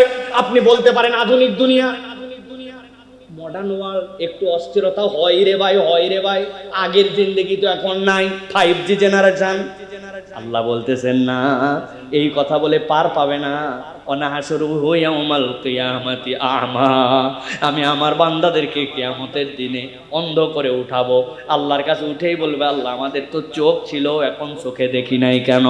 রব্বুল আলামিন বলছেন, ক্বালা কাযালিকা আতাতকা আয়াতুনা ফানাসিতাহা, তোমার কাছে আমার দিন আসছিল, আল্লাহর আয়াত আসছিল, রাত্রেবেলায় হেতেমকা মাদ্রাসার মসজিদে রাত গভীর করে করে কোরআনের কথা শুনেছিলে, আল্লাহর আয়াত তোমাকে দেওয়া হয়েছিল, কিন্তু তুমি সেইগুলা ভুলে গেছো, একটাও আমলের জিন্দেগিতে পরিবর্তন করো নাই। কাযালিকাল ইয়াউমা তুনসা, আজকের দিনে আমি রব্বুল আলামিনও তোমাকে ত্যাগ করে দিব। নাউযুবিল্লাহ। অতএব প্রিয় ভাইরা, নেক আমল থেকে দূরে সরা যাবে না। ও আমার হাফেজে কোরআন ভাইরা, হাফেজ হয়ে গেছি আমরা, একটা লেয়ার পার করে ফেলছি জীবনে। আল্লাহ বিরাট বড় একটা দয়া আমাদের উপর করছেন। এখন আপনাকে এই কোরআনের বুঝ, এই কোরআনকে কিভাবে ধারণ করে কেমনে এটাকে নিয়ে সামনে যেতে হবে। কালো কাপড়ের রং, ময়লা, ওইটার মধ্যে দেখা যায় না অনেক কিছু, কিন্তু আপনার আমার সমাজের দর্পণ। ওলামায়ে কেরাম, হাফেজ, এরা সমাজের দর্পণ। আপনাকে বুঝে সুঝে চলতে হবে। আরো 10 জন যা করতে পারে আপনি এটা করতে পারেন না। আপনাকে এই বুঝ নিয়ে চলতে হবে। এই নেক আমলের সংখ্যা যদি আমার থেকে কমে যায়, আমি হাফেজ আলেম কারি শুধু ওয়াজ করব আর লোকজন আমল করবে, এইটা কখনো দাঈ ইলাল্লাহদের তবিয়ত হতে পারে না। সুতরাং এই জায়গাতে আমাদের বিরাট বড় একটা মার্কিং এর জায়গা আছে। আপনি মার্ক করেন 2 বছরে আপনার কি পরিবর্তন হলো, কি আমল যুক্ত হলো, কি ইলম যুক্ত হলো, আমি কতদূর পর্যন্ত দ্বীনের ক্ষেত্রে অগ্রগামী হওয়ার জন্য চেষ্টা করছি। এখানে আমি সাধারণ জেনারেল ভাই যারা আছেন, আপনারা রাগ করবেন ভাই, 10 বছরে কত পরিবর্তন হলো না, কিন্তু আপনার 10 বছরে একটা নতুন সূরা মুখস্থ হয় নাই, একটা হাদিসের ইবারত মুখস্থ হয় নাই, নতুন একটা দোয়া মুখস্থ হয় নাই। এরকম শত শত লোক আছে, আছে না ভাই? আছে না ভাই? রাগ করতেছেন আপনারা কেন রে ভাই? আপনি সে ছোটবেলায় যে কয়টা সূরা, এখন এই কয়টা সূরা, আপনার পরিবর্তন কবে হবে? তাহলে নতুন আমল তাহলে কি যুক্ত হলো? আপনি কত কি শিখে ফেলছে। চায়ের দোকান থেকে ইউক্রেনের যুদ্ধ থামানোর জন্য বুশ ব্লেয়ারের পরামর্শ দেয়, এইখান থেকে রাশিয়ার প্রেসিডেন্টকে নিয়ে এখানে সমালোচনা করে, ব্যাককলটা বুঝে নাই, ওরা এইরকম করে ট্রাম্পের সাথে কথা বলা উচিত ছিল, আমি হলে এটা বলতাম। ওরে হেতেম খার চায়ের দোকানে বসে চীন এই রাশিয়ার ইউক্রেনের যুদ্ধ নিয়ে চিন্তা করে, আর এই বেটা 10 বছরে একটা নতুন সূরা মুখস্থ করে নাই। ভণ্ডামি করেন, একটা নতুন দোয়া যুক্ত হয় না। প্রিয় ভাইয়েরা, রাগ করে বলছি না, আমি সব আমাদেরকে বলছি, একটু চিন্তা করলেই বুঝবো এটা তো আমার দোষ না, এটা তো শয়তান বাবাজি, ইন্না শয়তানুল আদু মুবিন, ওই আপনারে মাত করে রাখছে। খেলা আমারে বুঝাইতে আসো না। ওই যে উগান্ডায় এক ভাই ছিল, তো কোন জানে উগান্ডিয়ান একটা তারে খুব বুঝ দিচ্ছে, হে করে সে করে, তো উনি একটা দারুণ ইংরেজি বলছে যে বাপরে শিক্ষা দিও না সন্তান কেমনে পয়দা করতে হয়, don't teach father how make son. বাবারে কঠিন এক ইংরেজি বলছে উনি, ওই তো ব্যাককল হয়ে গেছে আফ্রিকান। এ কি বললো রে, বাপরে শিখাইস না কেমনে সন্তান তৈরি করতে হয়। তখন আমাদেরকে শয়তান ওইরকম বুঝ দিছে, খেলায় 100-100, বিভিন্ন চিন্তা ভাবনা 100-100, কিন্তু আমলের জিন্দেগিতে আস্তে আস্তে করে বাদ দিছে। মসজিদে ঢুকে 2 রাকাত সময় থাকলেও সালাত আদায় করে না, ওযু করার পরে 2 রাকাত নামাজ জিন্দেগিতে পড়ে না, কোরআন মজিদ প্রত্যেকদিন 10 মিনিট পড়ে না, একটা আয়াত নতুন মুখস্থ হয় নাই, আলাম তারার সূরার অর্থ ধরলে পারে না, সানা ধরলে কাঁপাকাঁপি করে। এখন পর্যন্ত আপনার দোয়ায় কুনুত কয়, ওই জায়গাতে আমি আল্লাহুম্মা ইন্নী যালামতু দিয়ে পার করে দিচ্ছি। এরকম ক্যান্ডিডেট নাই না ভাই? বাচ্চা কাচ্চা হাসতেছে কেন জানেন? ওরা ছোটবেলায় এগুলো মুখস্থ করে ফেলাছে। কিন্তু আমাদের মুরব্বীদের অবস্থা, প্রিয় ভাইয়েরা, আমি কাউকে বকাবকি করে বলছি না, আমার ভাইয়েরা, আমাদেরকে শয়তানের 4 নম্বর ঘাঁটি সম্পর্কে ধারণা রাখতে হবে যে আমরা কোরআন পড়ায় বিরক্তি আসতেছে, সদাকায় বিরাগ আসতেছে, নামাজে অলসতা, শয়তান তার মানে আমার সাথে লাগছে, আমারে শয়তানের ঘাঁটি চিনা আছে, এখন থেকে আমাকে ঝাঁপায় পড়তে হবে। এটা গেল 4 নম্বর। 5 নম্বর আর 6 নম্বর 2-4 মিনিটের মধ্যে শেষ করি প্রিয় ভাইয়েরা। 5 নম্বরটা কি? 5 নম্বরটা হচ্ছে কম গুরুত্বপূর্ণ আমলে ব্যস্ত রেখে বেশি গুরুত্বপূর্ণ আমল থেকে আপনাকে সরায় দিবে। কি বলছি ভাই? সবাইকে বলতে হবে, আমি আর বলবো না, আপনারা বলেন। কম গুরুত্বপূর্ণ আমলে ব্যস্ত রেখে বেশি গুরুত্বপূর্ণ আমল থেকে 27 রাত্রে মসজিদ ভরা লোক, কিন্তু 28 ফজরের দিনে লোক নাই, আছে না ভাই? সবে বরাতের রোজা রাখা নিয়ে অস্থির, কিন্তু রমজান মাসে কালো কাপড় সামনে দিয়া ভিতরে সাল্লাল্লাহ চলে। রাজশাহীতে এই দোকান আছে ভাই। আল্লাহ রাব্বুল আলামিন কালো কাপড়ের ভিতরে দেখে না, ঠিক তো না? উনি সবে বরাতের রোজা ছাড়ে না, কিন্তু ভিতরে রমজানের রোজা বাদ দেয়। আহা, 27 নামাজ ছাড়ে না, কিন্তু উনি দেখা যাচ্ছে ফরজ নামাজের খবর নাই। আচ্ছা বলেন তো ভাই, আপনি জুম্মার নামাজ পড়লেন আর আপনি কি মনে করে আপনি ওয়াক্তের নামাজ বাদ দিলেন? এটা কি পাগলামো মনে হয়? আমি আপনাদের কাছে একটা গল্প বলি যাতে সারা জীবন আপনাদের মনে থাকে প্রিয় ভাইয়েরা। আমি অনেক আগে এই গল্পটা বলছিলাম। কুমিল্লায় একটা পাগল ছিল, এই পাগলের নাম হচ্ছে মুসনা পাগল। কি পাগলা? ভাই আপনারা ঘুমায় যাননি তো ভাই? তো ঘুমায় না গেলে একসাথে সবাই বলেন, পাগলার নাম কি? মুসনা পাগলার কি কাজ? খুব খারাপ পাগল না, কারো ডিস্টার্ব করে না, কিন্তু একটা কাজ খালি করে, ও খালি বোতল কুড়ায়। কি কুড়ায়? বোতল চাই আর চাই। একজন বোতল খুলছে, পানি খাচ্ছে, মুখের দিক তাকায়। এখন কেউ যদি পানি খাওয়া অবস্থা মুখের দিক তাকায়, বলছে ভাই পানি খাবি? নে তুই খা। বলছে না না, তাড়াতাড়ি পানি শেষ কর, বোতল লাগবে। কি জ্বালা রে! আপনি পেপসি খান আর ওই বোতল নেওয়ার জন্য দাঁড়ায় আছে, কি অশান্তি না? এই যে বোতলের ওর কালেকশন, পুরাতন লুঙ্গি টুঙ্গির মধ্যে প্রচুর বোতল রাখে, আর মানুষ খালি বোতলের জন্য ডিস্টার্ব করে। একদিন লোকজন মিলে বুঝায়, বলছে ভাই কুমিল্লার কয় বোতল? বোতলের খনি হচ্ছে ঢাকা। ঢাকা চলে যা, মানুষের পানি খাওয়ার জন্য অপেক্ষা করা লাগবে না, রাস্তাঘাটে খালি বোতল আর বোতল। অনেক পাম্পট্টি দিয়ে মুসনারে রাজি করাইছে। মুসনা বলছে ঠিক আছে, তাহলে আমি আর কুমিল্লায় থাকবো না। যা বোতল ছিল সব পুরাতন লুঙ্গির মধ্যে বাইন্ধে লম্বা একটা লাঠি কান্দের মধ্যে নিয়ে সকালবেলা সালাম দিছে কুমিল্লা কোর্ট স্টেশন, আসসালামু আলাইকুম, কুমিল্লাবাসী গেলাম ঢাকার উদ্দেশ্যে। সবাই বলছে বাঁচলাম। মুসনা বোতল পাগলা রওনা দিছে ঢাকায়। এ হাঁটা কি সে হাঁটা, হাঁটে রওনা দিছে ঢাকায়। হাঁটতে হাঁটতে হাঁটতে যখন দুপুর পার হয়ে গেছে, মুখ চোখ ঢুকে গেছে, দাউদকান্দি ব্রিজের কাছে আসছে, ঢাকা কুমিল্লার প্রায় মাঝ বরাবর। আসার পরে দেখে সূর্য হাইলে আসরের দিকে গড়ান ধরছে। তখন তাকায় বুঝছে আজকে দিনের তো অর্ধেক পার হয়ে গেছে। আমি তো সারাদিনে জিজ্ঞাসা করছি কদ্দূর, কয় অর্ধেক। কই রে বাবা, তাহলে তো আজকে ঢাকা পৌঁছাতে পারবো না। তখন হাতের লাঠি রাখে ওই জায়গায় লম্বা করে একটা ভারী দাগ দেওয়া দিছে, কোন রকম ভাবে যেন দাগ না ওঠে। দাগ দিয়া আবার বোতল নিয়ে উল্টা দিকে ঘুরে এ হাঁটা কি সে হাঁটা, বাদ মাগরিব হতে হতে কুমিল্লা। লোকজন বলছে তুই না সকালবেলা গেলি ঢাকা, এখন আবার কুমিল্লা ব্যাক করলি, ব্যাপার? বলছে আজকের জন্য যা করা লাগবে মরদ তাই করে কুমিল্লা। বলছে ভাই কি করছিস? সকাল থেকে হাঁটাতেছি ঢাকার উদ্দেশ্যে, দুপুর হতে হতে বুঝলাম দিনে দিনে ঢাকা পৌঁছানো যাবে না, ওই জন্য জায়গাতে দাগ দিয়া আমি ব্যাক করে কুমিল্লা এসেছি। আল্লাহ যদি বাঁচায় রাখে, আগামীকাল বাদ ফজর যেই জায়গায় দাগ দিছে ওখান থেকে ঢাকা রওনা দিব। ভাই বুঝে থাকলে বলেন, এই লোকটা যে দাগ দিয়া কুমিল্লা ফিরলো, আগামীকালকে দাগের থেকে ঢাকা যাবে। এই তরিকায় যদি প্রত্যেকদিন দাগ দেয় আর প্রত্যেকদিন বিকালে কুমিল্লা আসে, কিয়ামত হয়ে যাবে। ঢাকার মুখ দেখবে, কথা বলেন দেখবে। তাহলে এই লোকটা একটা ব্যাককল পাগলা না? এবার একটু মিলায় দেখেন, জোহরের নামাজের, জুম্মার নামাজের জন্য আপনি চলে আসছেন, নতুন জামা পরছেন, আতর লাগাইছেন, সুন্দর করে ইমামের সামনে বসছেন, একটু কথা বলেন নাই, জুমার নামাজ পড়ে টরে আপনি বিশাল সওয়াব কামাই করছেন করে। আসরের সময় যখন বাড়িতে শুয়ে আছেন, আসরের নামাজে আপনি আসেন নাই, মাগরিব আপনার খবর নাই, এর সাথে আপনার হাজিরা নাই, তা আপনি জুমা পড়ে জান্নাতের দিকে কতখানি আগালেন, আর আপনি আসর মাগরিব এসা বাদ দিয়ে জাহান্নামের দিকে কতদিন গেলেন। বুঝে থাকলে বলেন, পাগলা কি মুসনা, নাকি তার থেকে বড় পাগলা আপনি আমি? আল্লাহ রাব্বুল আমিন এই জন্য বলছেন দুনিয়ার মানুষ ভালো করে বোঝো, শয়তান তোমাকে এমন কম গুরুত্বপূর্ণ কাজের মধ্যে লিপ্ত রাখায়া দিয়া বেশি গুরুত্বপূর্ণ কাজগুলা থেকে বাদ দিবে। দোকানে ব্যবসা শুরু হয়ে গেছে, নামাজ আপনার তখন আকর্ষণ করে না, চিন্তা করছে কেবল কাস্টমার আসছে পরে নামাজ পড়া যাবে, আর মাত্র 1 ওভার বাকি আছে, 6 বলে 11 রান লাগবে, 2 উইকেট আছে, ওদিকে নামাজের সময় হয়ে গেছে, চিন্তা করছে নামাজ প্রত্যেক দিন হবে, কিন্তু 6 বলে 11 রান সব দিন হয় না, খেলাটা শেষ করেই যায়। আসেনি ভাই?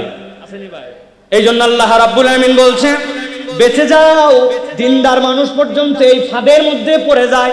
এই জন্য আপনাকে প্রায়োরিটির কাজ বুঝতে হবে। রব্বুল আলামিন যেইটাকে আপনার প্রায়োরিটি দিয়েছেন আপনাকে প্রায়োরিটি দিতে হবে। আপনি যদি প্রায়োরিটি না বোঝেন শয়তানের ধোঁকার মধ্যে পড়ে যেতে পারেন, ঠিক কি না? অনেক যুবক আছে এখানে, বিয়ে করার পরে ইনশাআল্লাহ আপনারা দাড়িটা রেখে দিবেন, ঠিক কি না ভাই? ঠিক বলেন? আহা ঠিক। আল্লাহ দিল যেই বয়সে, আপনি বিয়ার পরে দাড়ি বানালেন, ব্যাপারটা কি ভাই? মামলাটা কি বুঝলাম না। কই হুজুর আর বলেন না, যার সাথে আমার বিয়ে ঠিক হয়েছে সে মেয়ে আবার দাড়ি পছন্দ করে, দাড়ি লাইক করে না, এই জন্য বিয়ের পরে বুঝাই টুজাই তারপরে দেখা যায়। যেই মহিলা দাড়ি লাইক করে না বলছে ওই মহিলারা বিয়ে করাই জায়েজ নাই, ওই মেয়েকে বিয়ে করা জায়েজ নাই। আল্লাহ শরীয়ত আপনার উপর দিছে, আর আপনি এটার মধ্যে ফাজলামি করেন। আপনি এটাকে কোনটা প্রায়োরিটি আর কোনটা প্রায়োরিটি না আপনি নির্ধারণ করছেন, এইটা না। আল্লাহ বলতেছেন তোমাকে এই প্রায়োরিটি দেওয়া হয় নাই, তোমাকে শয়তানই বুঝ দিছে। অতএব এখান থেকে আমাদেরকে বেঁচে থাকতে হবে প্রিয় ভাইরা। সর্বশেষ যে পয়েন্ট সেটা হচ্ছে যখন শয়তান কোনো দিকে আর পারে না, তখন শয়তান সর্বশেষ আমলের মধ্যে রিয়া আর অহংকার ঢোকায় দেয়।